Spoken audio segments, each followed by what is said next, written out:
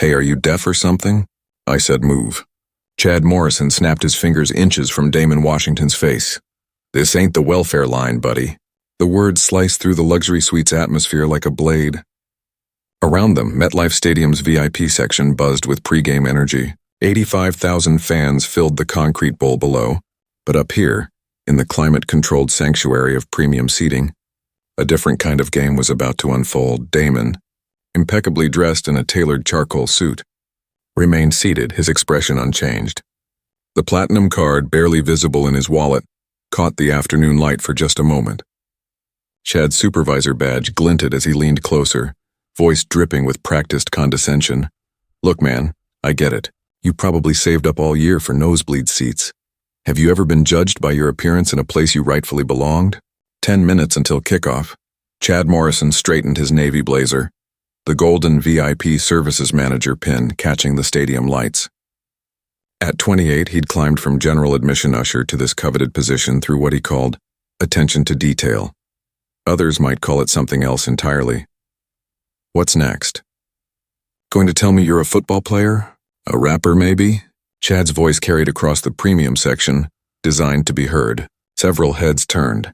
Any stolen merchandise in that fancy briefcase? Damon's fingers remained interlaced. His breathing stayed steady.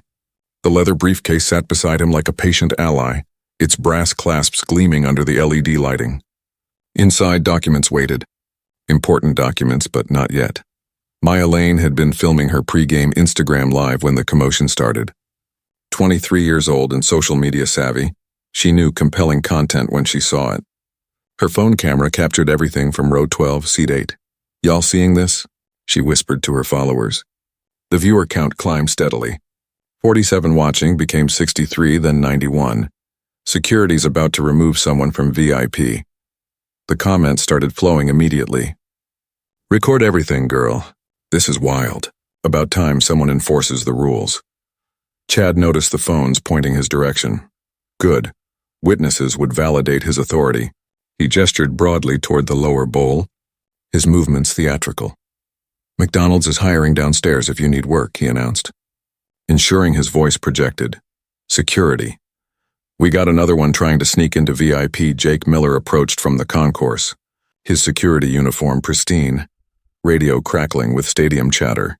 15 years on the job had taught him to read situations quickly, but sometimes experience creates blind spots. "Problem here, Chad?" Jake's hand instinctively moved toward his radio. "Gatecrasher," Chad replied without looking at Damon directly. "Expensive clothes, cheap tickets. You know the type." From 3 rows up, Becky Sullivan shook her head at her companion. "They really need better screening," she muttered loud enough to be overheard. Her $3,000 handbag sat in her lap like armor against the perceived threat. Tommy Brooks, 17 and TikTok obsessed, started recording. "Bro's about to get dragged out," he whispered to his camera. "This is going to be epic." 8 minutes to kickoff. The stadium's PA system crackled to life for sound checks. Somewhere in the bowels of MetLife, technicians ran final diagnostics on cameras that captured every angle, every moment, every word. The building's nervous system recorded everything, though its implications wouldn't become clear until later. Damon checked his phone. A text message glowed on the screen. "Board meeting in 20 minutes. Conference room A." He declined an incoming call from the chairman's office without changing expression. Chad interpreted the phone activity as nervousness. "Perfect. Look at those fake designer clothes." He continued his performance for the growing audience, probably from Canal Street. "Can you even read these seat numbers?"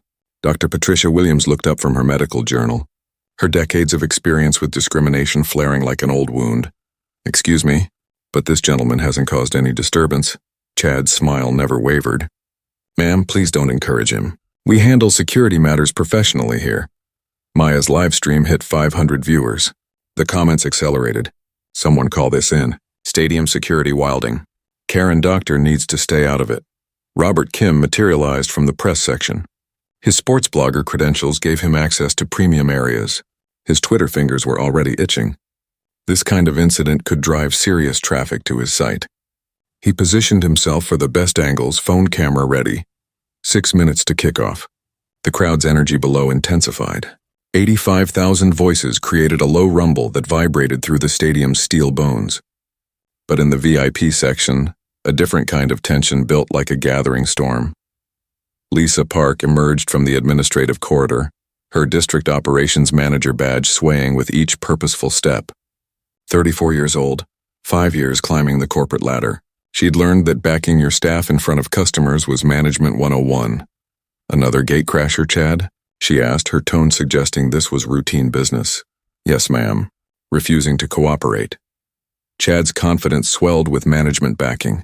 Lisa studied Damon with practiced assessment. Nice suit, she'd give him that. Expensive watch, too. But those details only confirmed the profile in her mind. Someone trying too hard to blend into spaces they couldn't afford. Sir? She addressed Damon with professional courtesy masking underlying assumption. These seats require a $15,000 annual membership fee, plus background verification and corporate sponsorship approval.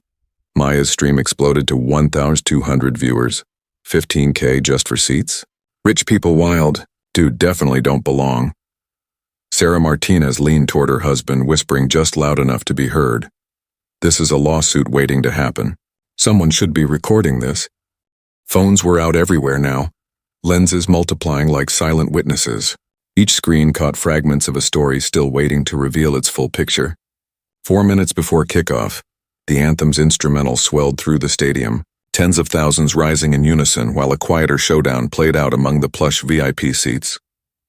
Damon stayed still, his posture steady, his briefcase untouched at his side.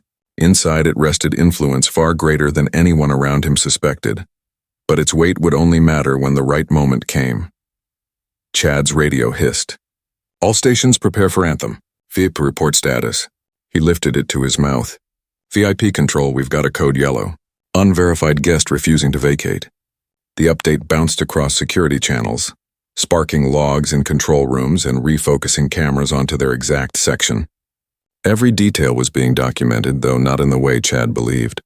Maya's live stream ticked upward past 1,800 viewers. She whispered urgently to her phone, "They're really about to throw this guy out just for sitting here." Comments scrolled furiously. Typical America 2024. Sue the place, where's his ticket though? 2 minutes to kickoff. A ring of uniformed guards tightened around Damon's chair. Chad grinned wider.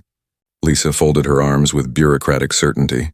None of them realized that the balance of power was about to flip. The briefcase waited, patient as its owner. The anthem's opening chords filled MetLife Stadium as 85,000 fans stood tall. Damon Washington alone remained seated, encircled by authority figures who mistook composure for surrender. Chad felt momentum on his side. Reinforcements had arrived. Tony Rodriguez stepped in, his decades of experience stitched into the stripes on his uniform. He knew VIP conflicts required finesse, but still, they were problems to resolve. "Report," Tony demanded, voice clipped like a drill sergeant. "Trespasser." Refusing to comply. "Been disrupting guests for 10 minutes, Chad answered, dismissive. Maya's viewers surged past 3,000. Her whisper crackled with excitement. "Supervisors now. He's about to get dragged out." Comments blurred across her screen. "Why doesn't he just show the ticket? Security doesn't play here. Somebody's about to get sued." Lisa stepped closer, every inch the district manager in control. She had seen this before. Imposters dressing the part, sneaking in where they didn't belong. She extended her hand. "Sir, I need to see your membership credentials. VIP access requires proper verification." Damon's gaze lifted to meet hers. His voice was calm, deliberate. "May I see your identification first?" The words landed like an unexpected chess move. Lisa faltered, automatically flashing her badge. The moment betrayed her unease. 90 seconds to kickoff. Dr. Patricia Williams set aside her journal, her years of experience making her wary. "This is unnecessary," she said firmly. "The man has done nothing wrong." Chad turned sharply, his composure fraying. "Ma'am, with respect, you don't know the situation. I know prejudice when I see it." The accusation hung heavy. Several patrons shifted in their seats. Maya's viewer count rocketed toward $4,000. Kevin Thompson, the food services supervisor, passed by with a smirk. "Guy probably can't even afford a hot dog up here," he muttered to his assistant. $18 a dog, probably his whole food budget." 17-year-old Tommy Brooks snickered into his TikTok. "Dude's getting clowned by hot dog prices." 60 seconds to kickoff. The stadium's big screens flared with patriotic graphics, but the VIP cameras were capturing a different kind of spectacle, an American moment destined for debate long after the game ended. Tony edged closer, body language meant to intimidate. "Sir, don't make this harder than it has to be. Come with us quietly. Am I under arrest?" Damon asked, precise lawyerly. "Not yet," Tony replied, "but refusing to leave private property can change that quickly." Jake Miller closed in on the opposite side, the triangle nearly complete. His radio buzzed with updates from elsewhere in the stadium, but he stayed locked on this confrontation. From the press row, Robert Kim typed furiously on his phone. "Developing incident in MetLife VIP. Man refuses to leave. Livestream evidence mounting." Within seconds, his tweet spread. Kickoff. The roar of the crowd thundered as the Giants returned the opening kick. But in the VIP enclave, all focus clung to Damon. Maya's stream surged past 5,000 concurrent viewers. Becky Sullivan hugged her designer bag. "Why won't he just leave? This is humiliating." Her companion nodded. "Security should have ended this already. We pay extra to avoid things like this." Meanwhile, Sarah Martinez steadied her iPhone, catching a new angle. "This is going to explode," she murmured. "Either for the stadium or for him." Chad felt the tension crest. The moment was his. Time to end the performance. "Ladies and gentlemen," Chad projected across the plush section, his tone polished for performance. "Apologies for the interruption. We're simply escorting an unverified guest so you can enjoy the game without distraction." A few scattered claps followed, but most patrons stayed silent, unease flickering in their eyes. Lisa gripped her phone, thumb hovering over her contacts. "Should I escalate and involve the police?" "Let's give him one last chance," Tony answered, his voice calm but edged with urgency. Seconds, not minutes, remained. Damon's phone buzzed again. Another ignored call from the chairman's office. A text preview lit up the screen. Emergency board session moved. His hand slid across the briefcase at his side, fingertips brushing the leather. Inside rested files that could flip the entire narrative, from a petty humiliation to something earth-shaking. But the moment had to be right. Maya's hushed narration kept rolling.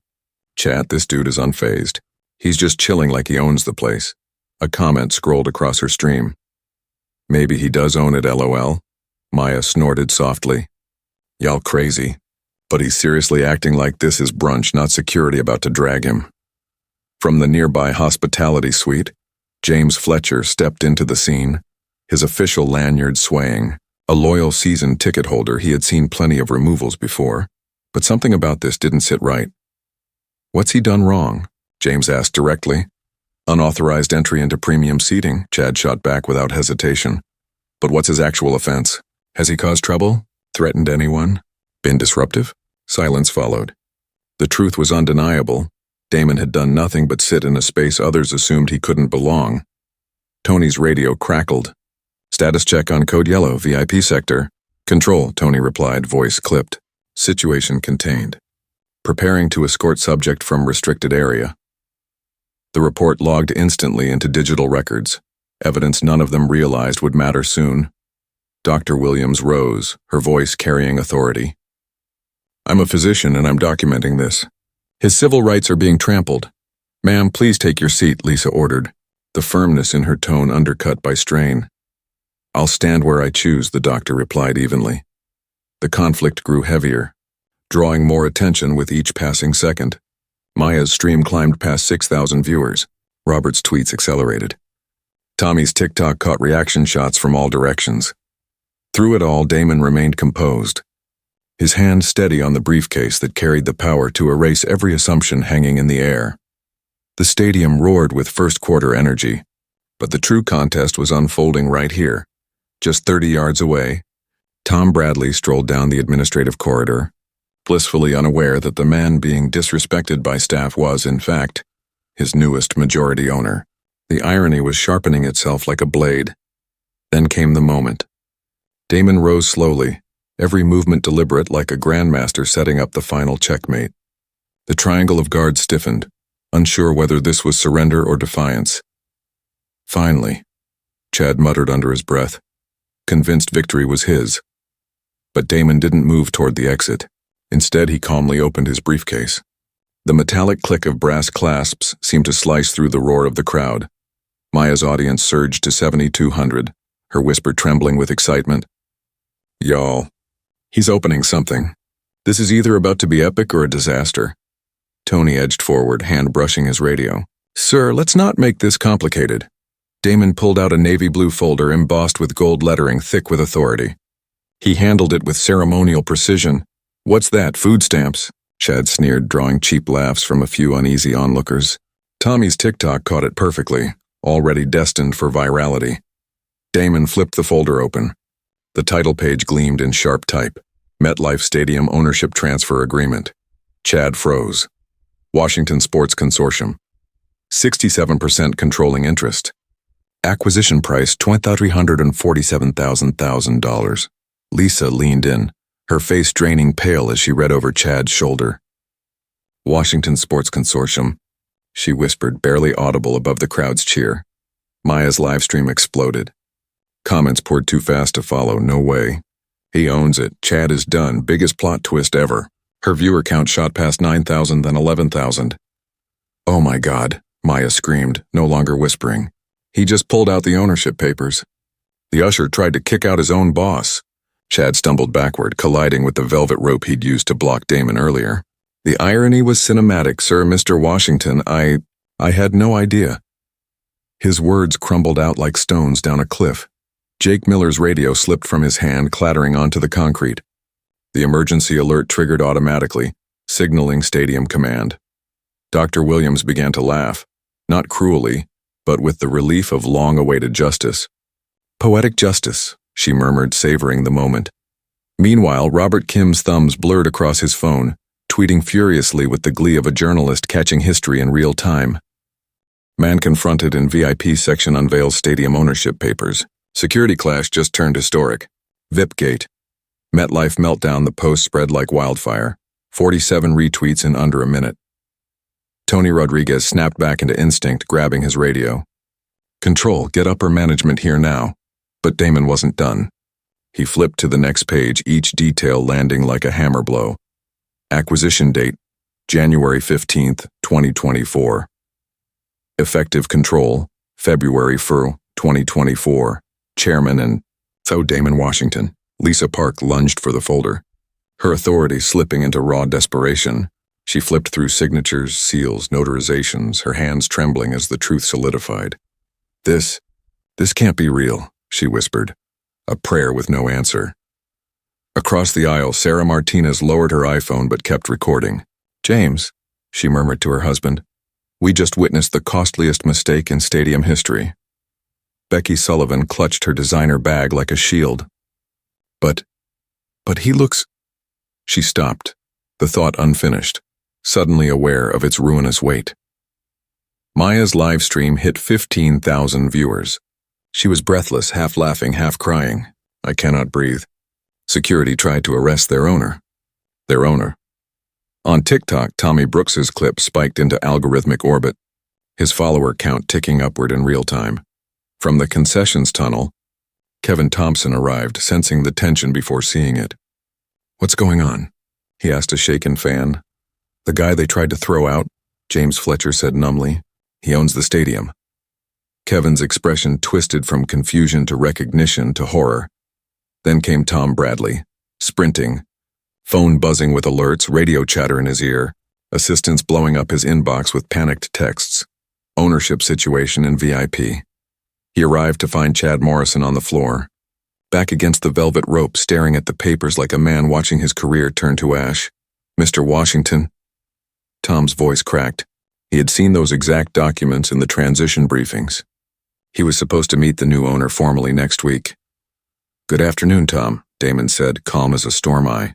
It seems we've encountered a customer service issue. The understatement landed like thunder. Tom's gaze swept the wreckage, his VIP manager pale and trembling, his head of security looking for escape routes, his staff destroyed in real time, while Maya Lane streamed to 18,000 live viewers, narrating the implosion. Sir, I can't apologize enough, Tom began. But Damon raised a hand. Don't apologize to me. I'm not the one harmed here. He gestured to the stunned VIP crowd, most still recording. They are the witnesses. They saw your team profile and degrade a paying customer. That is the issue. Chad found his voice at last, whispering, "Please, sir, forgive me. I was just doing my job. I have kids, a mortgage. I didn't know. You didn't know because you didn't ask." Damon replied, his tone almost gentle but heavy with truth. "You judged on sight alone. That isn't ignorance, Mr. Morrison, that's bias." Lisa Park tried to regain footing. "Mr. Washington, clearly this was a misunderstanding. Let's resolve this. Discreetly. Discreetly?" Damon's voice compressed the air. "Ms. Park, you questioned whether I could comprehend the value of $15,000. You said in front of witnesses I belonged in general admission. On camera." He gestured toward Maya's stream, now topping 20,000 viewers. On multiple cameras, in fact. Dr. Williams stepped forward, her medical bag at her side. "Son," Dr. Williams said evenly to Chad, "you might want to check your blood pressure. You look seconds away from a cardiac episode." The remark sparked uneasy laughter from a few seats, though everyone knew the moment was far too heavy for humor. Jake Miller finally broke the silence. "Sir, what do you want us to do?" His words hung in the luxury air like smoke from a $200 cigar. Because in that instant, Damon Washington held more authority than anyone had ever wielded inside MetLife Stadium. With a word, he could end careers, ruin reputations, and plunge the franchise into lawsuits worth tens of millions. Or he could choose something more profound. He closed the folder, sliding it back into the briefcase. That simple act carried more weight than the reveal itself. "What I want," Damon said, voice low but commanding, "is accountability. Not apologies. Not spin. Accountability." Tom Bradley's throat tightened. "And what does accountability look like, sir?" Maya's chat went wild. "Fire them all. Lawsuit incoming. This about to cost millions." Chad finished, but Damon's response shocked the room. "Change, Tom. Systemic, measurable, lasting change. Because what just happened here isn't about one person's mistake. It's a cultural rot." He pulled out his phone, thumb hovering over a contact. "Board of Directors. Emergency session. You have 30 minutes, he said. To convince me this organization deserves a second chance instead of a total restructuring." The countdown began. For the first time, Chad realized unemployment might be the least of his problems. 12 minutes later, with corporate precision that would make Harvard professors salivate, Damon had 5 board members on speaker. Legal counsel was en route to the VIP section. Maya Lane's audience ticked toward 25,000, ready to watch corporate history live. Tom Bradley's tablet connected the call. 5 names glowed on screen, everyone capable of ending careers in an instant. Chairman Richard Hayes spoke first. "Damon, we're horrified." "Walk us through everything," Maya whispered into her phone. "Y'all, you're about to hear a billionaire explain why some people are losing everything." The VIP suite had turned into an arena of justice. Chad slumped against the velvet rope, his badge discarded at his side. Lisa Park stood rigid, arms crossed, her authority leaking away. Jake Miller and Tony Rodriguez lingered like sentries waiting for their own sentencing. Damon's voice filled both the luxury box and the conference call, sharp as a prosecutor. "Gentlemen, we're talking about a $2.3 billion asset carrying massive liability. This discrimination incident wasn't private. It was witnessed by more than 25,000 people on livestream, corroborated by in-house cameras and multiple patrons." Jennifer Wu, Stadium Legal Counsel, patched into the call. "Mr. Washington, which violations are we logging?" "Section 4.2, Non-Discrimination. Section 7.1, Professional Conduct. Section 12.3, Customer Service Protocols. Multiple breaches over a 27-minute span." Tom Bradley frantically scrolled the handbook on his phone, confirming each citation and silently calculating the fallout. Dr. Williams leaned forward. "I've documented 13 separate discriminatory actions. As a physician, I can testify to the psychological damage caused by public humiliation." On Twitter, Robert Kim's feed exploded. "Board meeting in progress. Owner detailing violations live. Corporate accountability at warp speed. VIP gate near justice served." His follower count climbed by hundreds. Damon pressed on. "MetLife generates $1.6 billion a year.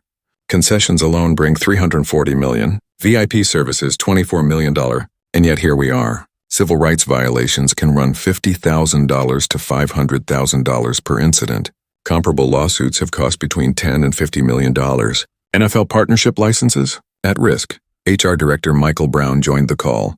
Mr. Washington, we're prepared to roll out immediate corrective measures. I'm not interested in optics, Damon cut in.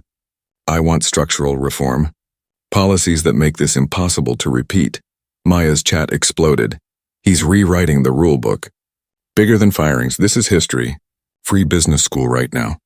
Damon pulled another file from his case. Chad's employment record. Mr. Morrison, Damon said evenly. Your file shows 4 prior discrimination complaints over 18 months, each dismissed without inquiry. Chad's eyes widened. He hadn't realized they'd been formally logged. And Ms. Park, Damon continued, you authorized those dismissals. You normalized the behavior. You institutionalized it. Chairman Hayes's voice carried over the line, grim. Mr. Washington, what are your conditions for resolution? The question everyone had been waiting for. Maya froze, whispering to 27,000 viewers. 4 words, watch this. 4 non-negotiables, Damon said. Implement them within 30 minutes or I invoke Section 7.3, immediate operational control transfer. Tom Bradley's tablet confirmed it. Section 7.3, buried in the management contract, gave majority ownership unilateral power to seize operations in the event of management failure tied to major liability. It had never been used in stadium history. Until now. Mr. Chad Morrison, immediate termination for cause. No severance, no recommendations. Security escort within 15 minutes. Chad's shoulders collapsed under the sentence. Mortgage payments, car loans, his daughter's tuition, every responsibility he carried turned suddenly into lead. 28 years old and about to be unemployable in his own industry. Second, Ms. Lisa Park, 30-day unpaid suspension. Mandatory bias training certification required for reinstatement. Failure equals termination. Lisa opened her mouth, then closed it. The calculation was obvious. Fight and lose everything or accept discipline and salvage what she could. Third, complete overhaul of security protocols within 48 hours. New system must include a bias incident reporting app, monthly discrimination audits with mystery shoppers, and zero-tolerance enforcement. Immediate termination for violations. Jake Miller and Tony Rodriguez exchanged uneasy glances. Their futures now depended on whether they could adapt fast enough. Fourth, public accountability. A stadium-wide announcement, acknowledgement, apology, policy change. No corporate spin. Full transparency. Maya's live stream hit 30,000 viewers. He's not just firing people, she told them. He's changing the whole system. This is how you fix racism. You make it expensive and public. Legal counsel Jennifer Wu interjected cautiously. Sir, public statements create additional liability exposure. Jennifer, Damon said evenly. Discrimination creates liability exposure. Truth creates accountability. I'll take accountability. Tom Bradley glanced at his watch. Sir, 18 minutes left on your ultimatum. The board conferred briefly before Chairman Hayes returned. All demands accepted. Implementation begins immediately. The machinery of bureaucracy vanished in an instant. Billions were at stake. Chad stood, removed his supervisor badge, and set it on Damon's chair.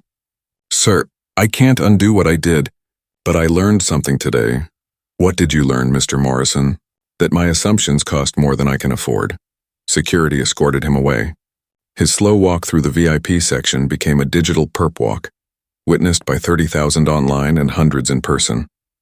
Maya's camera caught his final glance back at the arena where his career had ended.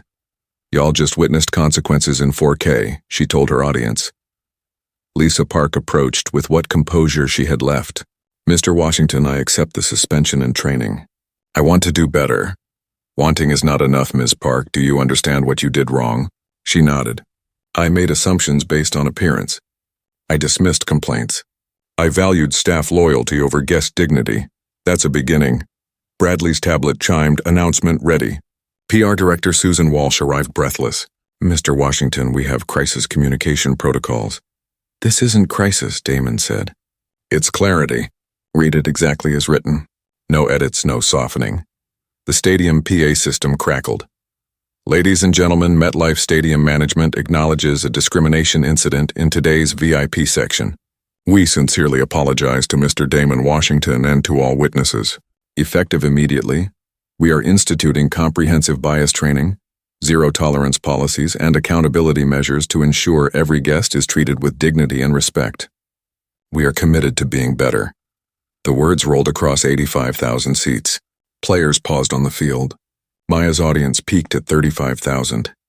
"You just watched a masterclass," she said. "Not lawsuits. Not anger. Power used responsibly." Dr. Williams gathered her belongings. "Mr. Washington, that was the most effective intervention I've seen in 40 years of civil rights work." As reforms began with breathtaking speed, Damon settled into the VIP seat he rightfully owned. Justice, he thought, didn't always require courtrooms. Sometimes it required ownership papers, and the will to use them constructively. On the scoreboard, Giants 7, Cowboys 0. But the real score read accountability 4, discrimination 0. That game was already over. By halftime, Aisha Williams wore the badge Chad Morrison had once displayed. Harvard MBA, 5 years in hospitality, rejected 8 months ago for cultural fit. The irony was not lost on anyone. Maya ended her stream at 42,000 peak viewers. From discrimination to termination to systemic change in under 2 hours. That's accountability when power meets principle. Her footage would be used in corporate training programs nationwide. Chad's downfall became the most expensive 30-minute mistake in stadium history. His perp walk turned into a cautionary training module. The cost of assumptions. Lisa Park's suspension began with mandatory training under Dr. Amara Johnson, a nationally renowned diversity consultant. She had 30 days to rebuild her understanding of leadership or face permanent exile from her field. And within 48 hours, the Respect All app launched, anonymously empowering every guest to report bias in real time. Audio recordings and GPS stamps made every report unimpeachable. Emergency response protocols guaranteed acknowledgement from management within 90 seconds. Stadium tech teams worked overnight, wiring 2.1 million square feet of MetLife into a real-time accountability network. Dr. Patricia Williams became an unlikely celebrity in medical ethics circles when her LinkedIn post about witnessing corporate accountability in action went viral, 47,000 shares. Her detailed testimony struck a nerve in healthcare, where bias too often went unresolved. Robert Kim's sports blog traffic spiked 340% in 72 hours. His Inside the VIP Gate Incident interview series won regional awards and repositioned him as a journalist able to capture social justice inside sports.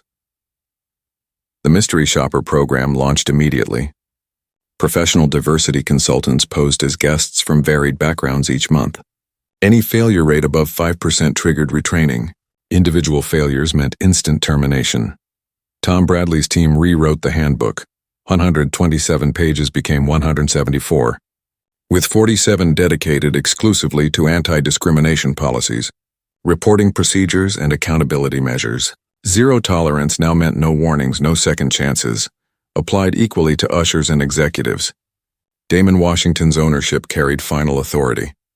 Jake Miller and Tony Rodriguez completed accelerated training in a week. Both later said it changed not just their jobs but their worldview. Jake became head of security inclusion initiatives. Tony moved into community relations, specializing in diversity outreach. Even Kevin Thompson, the one who'd joked about the expensive hot dog, volunteered for extra training. That moment would shadow his conscience until he transformed into an advocate for inclusive hospitality. 50,000 annual diversity scholarship, launched with Chad Morrison's name attached. Not as honor, but warning. Recipients came from underrepresented communities studying sports management and venue operations. The first, Marcus Johnson, a black student from Newark, graduated Rutgers 2 years later and joined MetLife as a management trainee. Justice completing its circle. The financial reckoning was stark. $2.3 million annually for diversity initiatives, $890,000 for training, $1.2 million for monitoring tech, and $5 million reserved for settlements.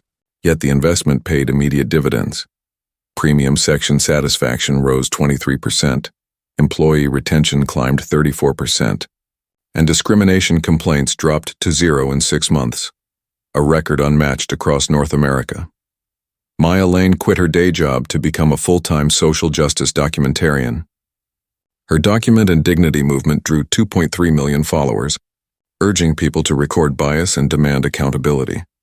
Sarah Martinez's viral piece, Why Bystanders Must Act, doubled her consulting practice as Fortune 500 firms sought guidance. The NFL commended MetLife's swift response, and its language became a template for league-wide diversity initiatives. 47 venues adopted similar systems. Dr. Williams presented the case study at the National Medical Ethics Conference, earning a standing ovation from peers who rarely saw bias dismantled so decisively. She later founded the Witness Advocacy Institute, training bystanders to intervene safely before bias escalated into trauma or litigation. Even Becky Sullivan, whose initial bias helped ignite the crisis, quietly increased her donations to civil rights organizations by $15,000, the cost of her VIP membership. She never explained, but friends noticed her shift. By season's end, the Washington Standard had entered industry vocabulary, shorthand for comprehensive, immediate, and permanent accountability. The ripple spread to 12 sports investment groups and dozens of venues. Chad Morrison, once escorted out in disgrace, worked nights as a suburban security guard before enrolling in Dr. Amara Johnson's diversity program. 2 years later, he became a certified bias prevention consultant. His LinkedIn profile carried a candid line: "I learned assumptions don't just destroy careers. They destroy dignity. My mission is to make sure others never repeat my mistakes." MetLife's record was staggering: 0 discrimination incidents for 24 consecutive months. The Respect All app logged over 3,400 interventions across 47 venues, with 97.3% resolved positively. Robert Kim transitioned fully into justice-centered sports journalism, earning the National Sports Media Association's Diversity Excellence Award. Maya Lane's Sundance-winning documentary, 45 Minutes of Justice, closed with Damon Washington's final reflection: "Sometimes the most revolutionary act is showing people what accountability actually looks like." The NFL's league-wide adoption of Washington standards reshaped venue management across the nation, protecting countless fans from the humiliation Damon Washington once faced. A single afternoon of principled patience multiplied into systemic change, proving that power rooted in integrity can ripple far beyond one confrontation. Your voice matters in carrying these stories forward. Have you witnessed discrimination in public spaces that demanded immediate accountability? Share those moments. Your documentation could ignite the reforms someone else is waiting for. These stories of quiet strength dismantling institutional bias deserve amplification. Subscribe to Blacktail Stories for more accounts where dignity turns resistance into lasting change. Ring the notification bell, because justice delayed is justice denied, but justice recorded is justice multiplied. Share this with someone who still believes power is about control. Show them that true strength is found not in retaliation, but in reconstruction. Together we write a path toward dignity for all. Sometimes the most powerful response to "you don't belong here" is calmly proving that you do, and then building a world where no one else has to endure the same test, because these Black stories aren't just narratives, they are blueprints for transformation.